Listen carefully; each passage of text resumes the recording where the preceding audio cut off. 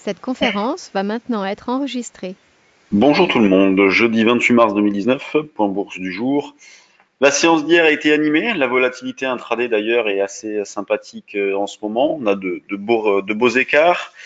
Ça change de la phase précédente où justement dans cette phase de hausse, eh bien, les écarts étaient assez modestes, il fallait se contenter de petits retracements pour acheter. Là c'est vrai qu'on a de véritables écarts types avec par exemple des achats qui ont pu être réalisés hier sur 5280 notamment en début de séance. C'est ce que nous avions proposé sur le trade du jour avec un achat à 83 et un objectif différent de nos objectifs, mais jusqu'à 5313. On a pu recommencer l'après-midi. Et pour la petite histoire, moi j'étais dans le train et j'ai quand même acheté à 5276,5, donc avec un petit peu de réussite, et revendu jusqu'à 5313. Donc volatilité intraday intéressante. Le problème entre guillemets de la phase actuelle, c'est quoi que l'on fasse, on n'a pas des probabilités de réussite qui sont exceptionnelles. Alors elles sont toujours plus importantes à la hausse qu'à la baisse.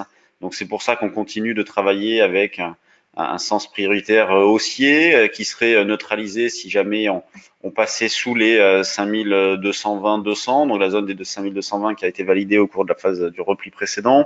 Donc sous 5200, on aurait une phase de neutralisation avec donc des probabilités de rebondir à court terme qui diminueraient un petit peu et on passerait davantage baissier sous 5150, 5130. Donc voilà l'articulation par rapport au niveau que l'on peut faire sur le CAC. On peut profiter de la phase actuelle avec un petit retour de volatilité, alors cette fois-ci implicite, pour pourquoi pas vendre des options. On peut très bien monter des ventes de strangle, des ventes de straddle, des choses comme ça. Alors plutôt strangle que straddle d'ailleurs. C'est des stratégies que l'on a vues hier en stage notamment, dans le stage option. On peut remonter des puts synthétiques aussi, pourquoi pas, à l'approche de 5330, 40, considérant que dans cette phase de rebond, peut-être qu'un point haut temporaire a été atteint, dans l'idée d'exploiter une zone d'évolution entre 5330, 50 zone basse et 5200, 220 zone haute, 330, 50 zone haute, 200, 220 zone basse. Pourquoi pas, on pourrait envisager les choses un petit peu comme ça.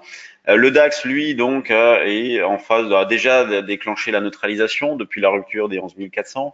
Bon, il est passé en dessous, là maintenant il tient au-dessus, mais ça change pas grand-chose. On cherche à vendre aussi le DAX le plus proche possible de 11 500, 520 pour aujourd'hui. Donc, même sur le trade du jour, on avait proposé un niveau de vente un petit peu plus agressif à 11 483.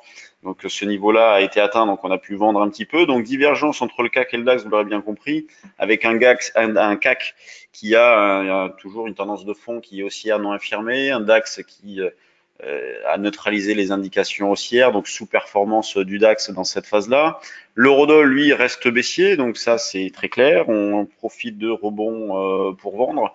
Donc un 12 80 90 pour ce début de séance, ça serait parfait. Donc des niveaux par exemple comme 83, 93, 97 seraient des niveaux intéressants. D'une manière un peu plus agressive, on pourrait déjà commencer sur 60-65 avec par exemple une durée de validité jusqu'à 11 heures. D'ailleurs, je vais le mettre sur le trade du jour dynamique. Je vais proposer ça comme zone de vente un petit peu plus proche.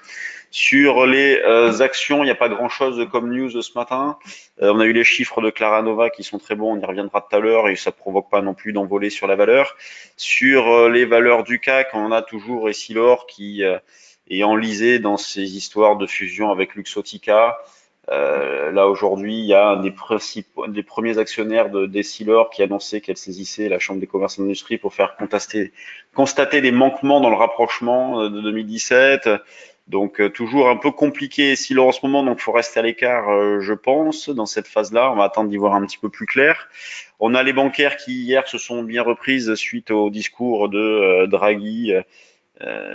Qui donc la Banque centrale européenne envisage d'aider les banques et ça leur a plu dans la mesure où la SocGen, par exemple, a terminé en hausse de 3, 3,5. On a eu plein de petites hausses comme ça. Aujourd'hui, on revient en arrière.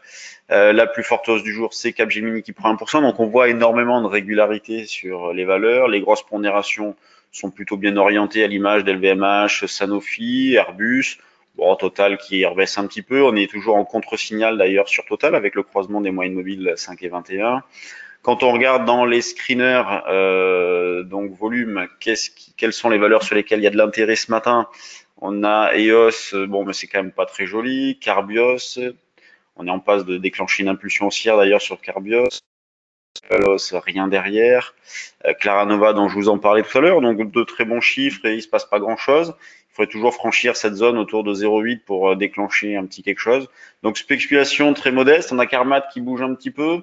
Le groupe présentera ses résultats intermédiaires au au congrès annuel à Orlando prochainement. Donc un petit regain d'intérêt ce matin sur Carmat, avec éventuellement un déclenchement d'un signal d'achat au-dessus de 23,15, 23,20.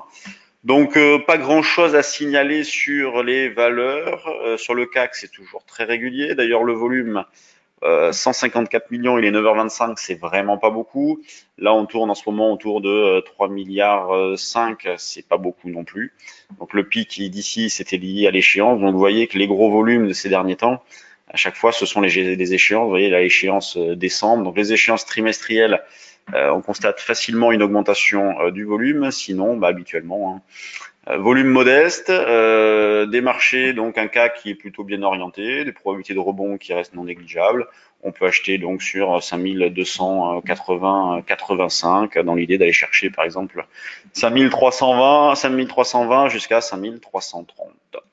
Sur ce, je vous laisse. Si vous souhaitez participer à notre porte ouverte que l'on organise en ligne lundi 19h30, 20h30 que j'animerai, c'est sur inscription. Il suffit de nous envoyer un petit mail. Donc, on vous présentera nos différents services, notre activité, les trades du jour, la salle des marchés, tout ça. Vous pourrez nous poser des questions également. Donc, c'est lundi soir, 19h30, 20h30 en ligne. Et donc, si vous souhaitez participer, inscrivez-vous. Vous nous envoyez un petit mail à l'adresse info@percevalfinance.com. Merci de votre attention. Merci d'être de plus en plus nombreux à suivre ce point bourse. N'oubliez pas de liker la vidéo, ça fait toujours plaisir. Et on se retrouve demain. Salut tout le monde.